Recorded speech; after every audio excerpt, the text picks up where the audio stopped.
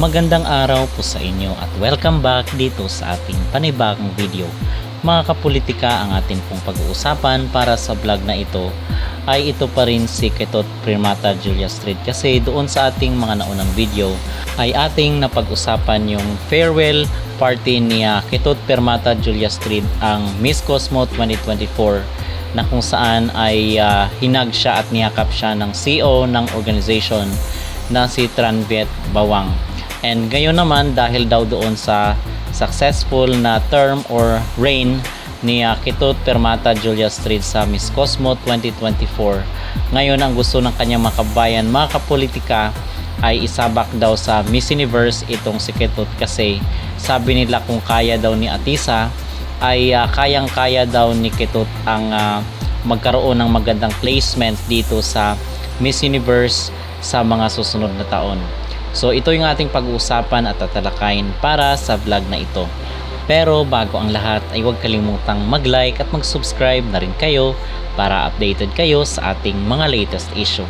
At usap-usapan nga po, mga kapolitika, itong mga panawagan ngayon, clamor ng mga Indonesian netizen na supporters ni Kitot Primata Julia Street, dahil ang sabi daw, kung kaya daw ni Atisa na magkaroon ng magandang placement doon sa Miss Universe, ay kayang-kaya rin daw ni Kitot Primata Julia Street. Baka daw mas mataas pa yung kanyang placement dahil nga tinalo ni Kitot itong si Atisa dito sa Miss Cosmo 2024.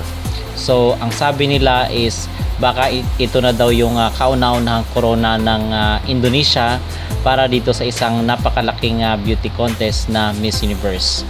So ano ba yung ating masasabi or yung ating maging reaksyon, dahil ilang taon na pong inaalat ang Indonesia, at recently lang nga po is na unplace nga itong si Sanli Lu na kanilang pambato sa Miss Universe 2025. So ang sabi nila is nasabotahe daw sila. So ngayon ay makikipagsapalaran naman ang mga Indonesian dito sa katauhan ni Kitot Primata Julia Street. So masasabi natin, mga kapolitika, na talagang porsigido at interesado ang mga Indonesia na magkaroon ng corona sa Miss Universe. So sa katauhan daw ito ni Kitot na gusto nilang isabak dito sa Miss Universe. So tayo naman, kung gustong-gusto talaga ni Kitot or porsigido siya na makipagsapalaran dito sa Miss Universe, dahil tapos na nga yung kanyang termino dito sa Miss Cosmo, ay walang problema yun sa atin, mga kapolitika, kung talagang mag-decide siya na sasali dito sa Miss Universe competition. Pero according doon sa ating narinig, although malakas ngayon ang clamor ng mga Indonesia na pasalihin siya dito sa isang prestigious na beauty contest, ang sabi daw ni Kitot ay komportable na siya or kontento na siya dito sa kanyang titulo bilang Miss Cosmo 2024. Kasi si Kitot talaga, mga kapolitika, ang ipinagmamalaki pride ng kanyang bansang Indonesia, dahil nga doon sa makasaysayan na kailang pagkapanalo sa unang edisyon ng Miss Cosmo 2024. So yun, kung gusto at talagang willing si Kitot na sumali dito sa Miss Universe, tayo, mga kapolitika, ay suportado natin itong pambato ng Indonesia. Kasi tayo naman dito is hindi naman tayo na may personal ng isang kandidata or ng isang personalidad, kasi nakapag-move on na tayo doon sa nangyari sa 2024, at the same time wala namang sinabing masama si Kitot against sa mga Pinoy. Okay, so hindi tayo na may personal dito, mga kapolitika, at hindi tayo nagtatanim ng sama ng loob or anumang galit sa isang kandidata, at nakapag-move on na tayo dahil meron na tayong Chelsea Fernandez dito sa Miss Cosmo 2025 na nakipaglaban sa mga matitinik na pambato or manok ng Miss Cosmo para ngayong taong edisyon.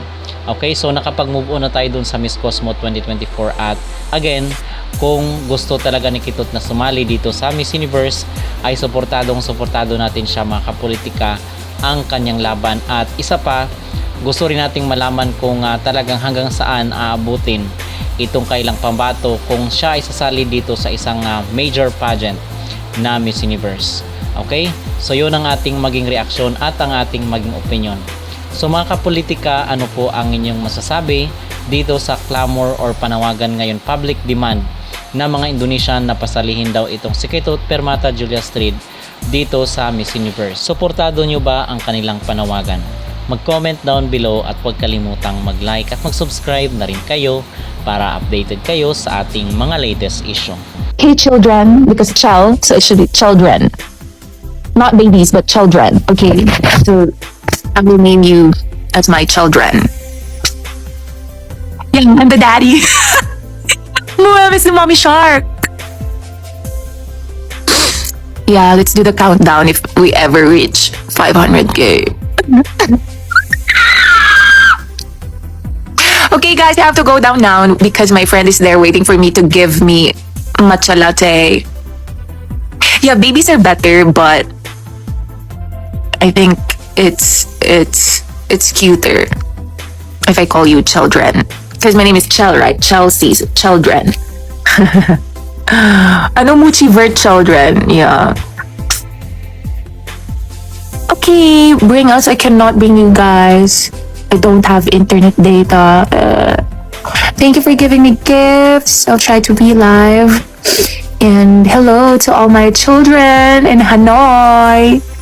Guys, please stop. Stop re-uploading my Lero Lelo Lele. Please. Yeah, but we will have faith. Yes, have faith. We will achieve that KPI 500k. BF reveal. GF reveal. Joke. Don't screen record this. Na. Okay, bye-bye. I'm gonna go down and eat. Bye. See you later, alligator.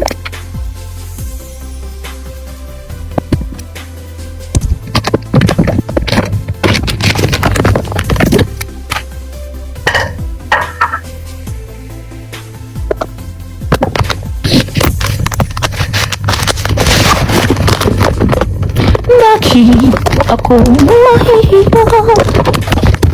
Aray. I'm gonna use my new pair of glasses. Ta-da! Zitong. Bye everyone. Thank you. I'll try my best to relive. Alright? Bye. I want to explore Hanoi. Tomorrow we have free time at the afternoon. So, bye-bye.